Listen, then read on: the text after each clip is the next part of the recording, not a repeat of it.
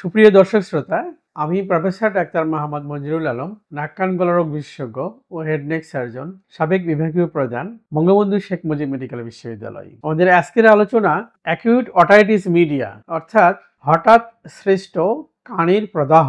এটা কিভাবে উপস্থাপিত হয় বা কিভাবে এটা রোগীর লক্ষণ বা সমস্যা নিয়ে আসে আমাদের কাছে। একটা ঘটনা শুরু করি।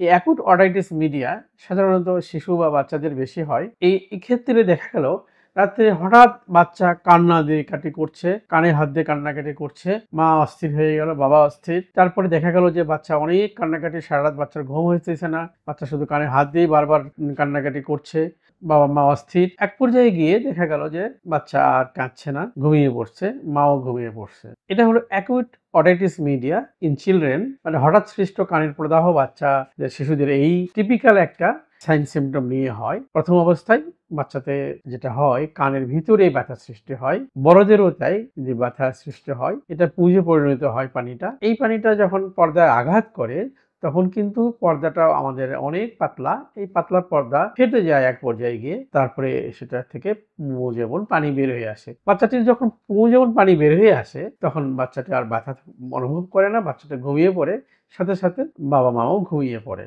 এটা হলো acute otitis media in children, বা শিশুদের একটা পরিক্রমা বা শিশুদের একটা অবজারভেশনে বা এইভাবে তারা উপস্থাপনা করে। তাহলে অ্যাকুট অটাইটিস মিডিয়া বড়দের ক্ষেত্রে কি হয় না? অবশ্যই বড়দেরও অ্যাকুট অটাইটিস মিডিয়া হয়। তার যদি অনেক সময় ঠান্ডা খেয়ে থাকে, অনেক পরিমাণে ঠান্ডা, এসির মধ্যে ঘুমিয়ে থাকে, অ্যালার্জি জনিত কারণে বা ইনফেকশন জনিত কারণেও কিন্তু বড়দের হতে পারে। সেই ক্ষেত্রে দেখা যায় যে তার কানের ভিতরে প্রচন্ড ব্যথা এবং তারপরে তার অস্বস্তি ভাব, জ্বর ভাব, ম্যালেজ, মেজাজ খিটখিটে হয়ে যাচ্ছে, কিছুতেই স্বস্তির বোধ করছে না, বারবার কানে চুলকানোর চেষ্টা করছে, বারবার কানে হাত দেওয়ার চেষ্টা করছে, বা ব্যথা নাশক ওষুধ খাচ্ছে। এটা কিন্তু কানের একটা হঠাৎ সৃষ্ট কানের প্রদাহ। এইটা যদি আমরা পরীক্ষা করি তাহলে দেখা গেল এই পর্যায়ে আমাদের কাছে আসে যখন হঠাৎ কানের ব্যথা নিয়ে, অন্যতম কারণ এই হঠাৎ সৃষ্ট কানের প্রদাহ।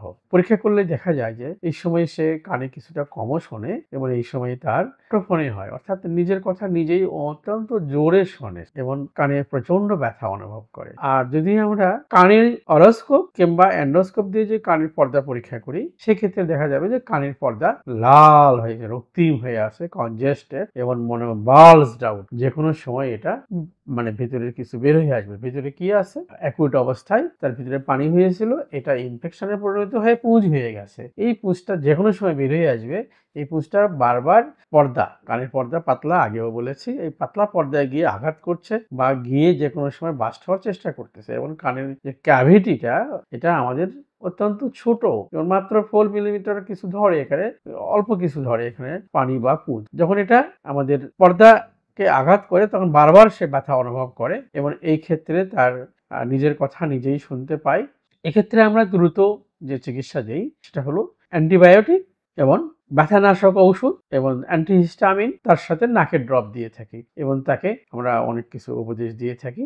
এই উপদেশগুলো মধ্যে হচ্ছে যে কানে কখনো পানি যাবে না, সে 2 নাক একবারে ঝাড়বে না, নাক মুখ বন্ধ করে বাতাস নেবে না এবং হাঁচি কাশি আসলে অনেক বড় করে মুখ হা করে থাকবে। এই কনজারভেটিভ চিকিৎসা আমরা দিয়ে থাকি এবং এগুলো অনেক কিছু উপদেশ দিয়ে থাকি। এগুলো মেনে চললে দেখা গেল যে 7 দিনের মধ্যেই তার এই সমস্যাটা দূর হয়ে যাচ্ছে। সুতরাং তাকে আর কোনো ওরিড হওয়ার কোনো চিন্তা নাই। তবে এই সমস্যা হলে যত শীঘ্র সম্ভব নাক কান গলা রোগ বিশেষজ্ঞের কাছে যাওয়া উচিত। সবাইকে ধন্যবাদ।